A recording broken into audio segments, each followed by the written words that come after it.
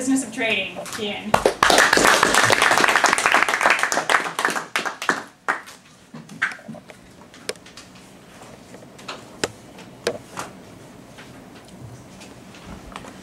Just by a show of hand, how many of you here are involved in some sort of trading business where you exchange things with someone?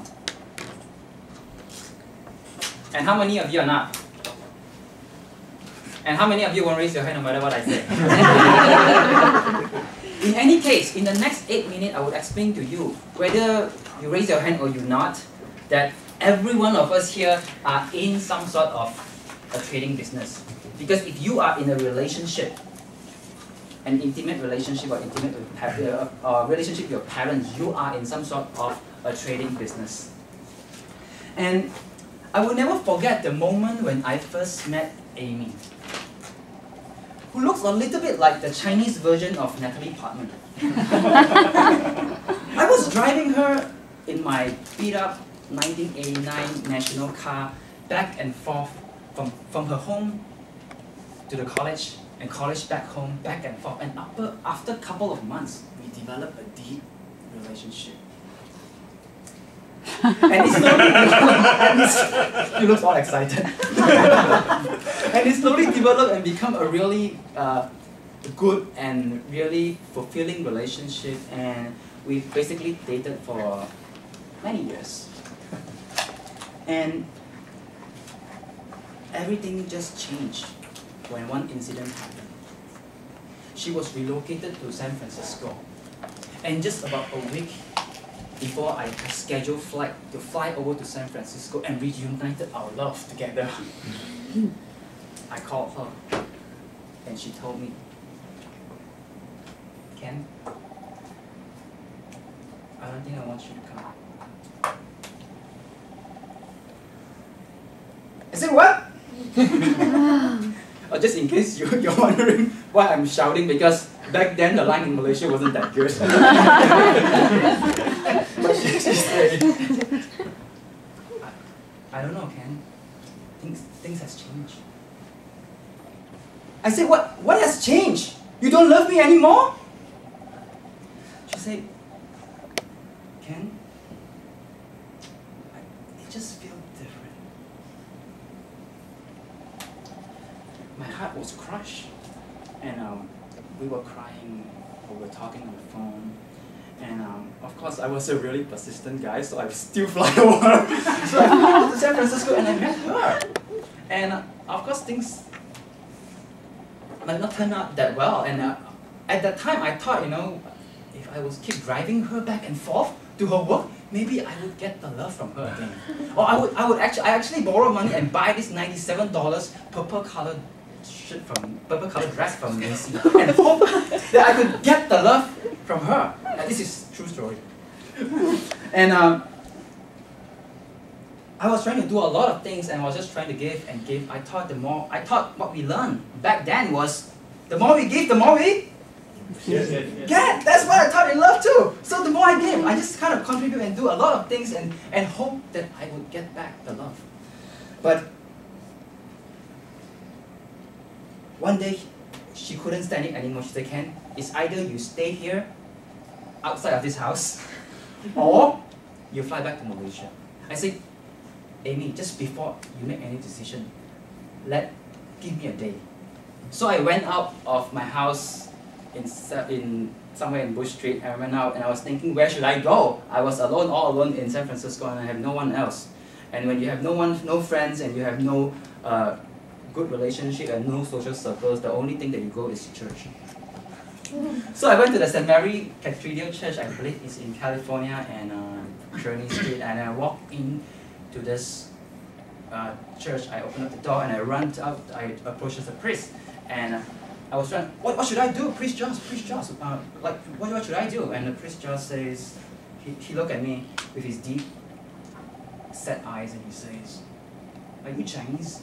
I said, what? I said, what should I do? I mean, in this relationship. And Priest Josh,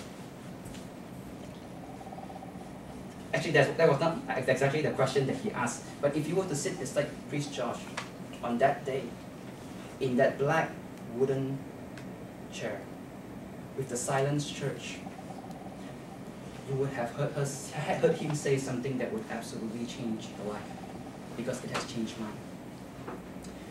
Chris George stood up and he looked down at Ken and he says, Ken, love is not a trait. Love is not a trait.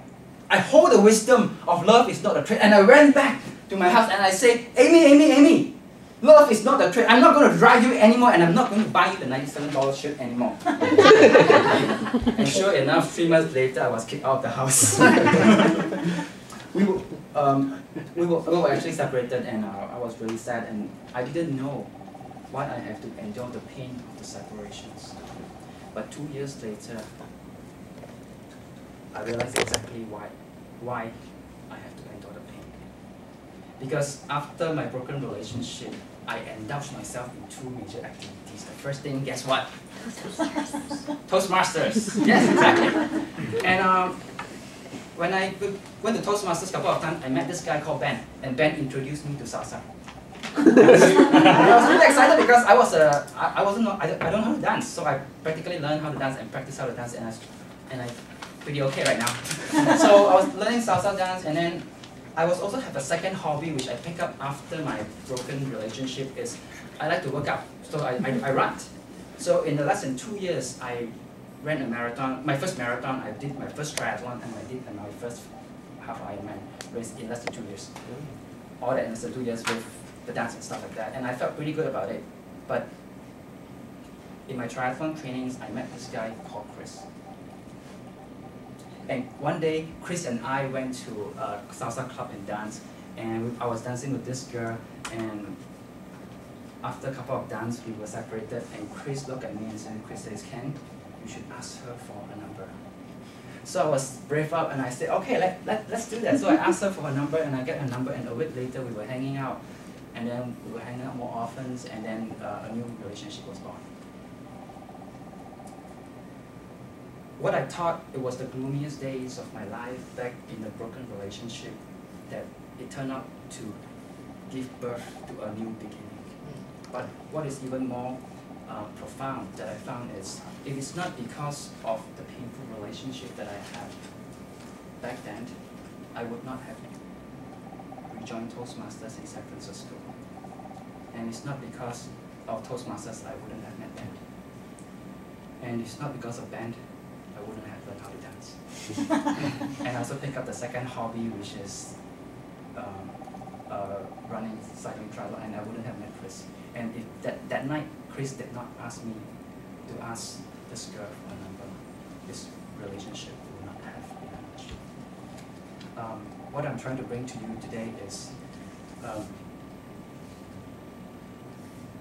it's exactly what Rory Baden shares in one of his 7 principles of self-discipline. Is the perspective principle of faith.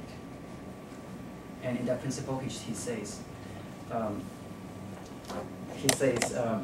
less the ability to predict the entire future, we do not have the right to evaluate what happened to all of us today. Less the ability to predict our entire future, we do not have the right to evaluate what happened to us today. So if you have met with any challenges right now, in a longer perspective, it might not mean anything. So if all of you leave here in this room and you forget every single thing I say, remember this: love is not a trait.